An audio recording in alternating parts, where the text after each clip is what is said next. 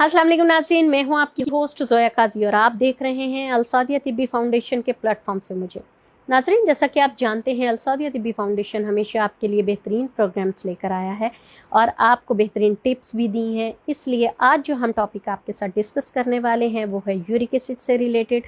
Uric acid में आपको बहुत सारी तकलीफ़ों का सामना करना पड़ता है।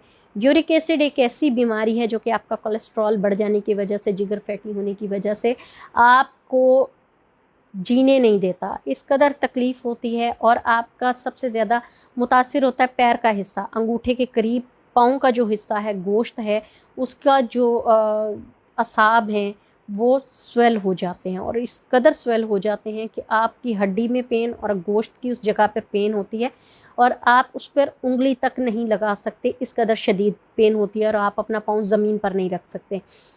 आपकी हड्डियों में पेन आ जाती है जिससे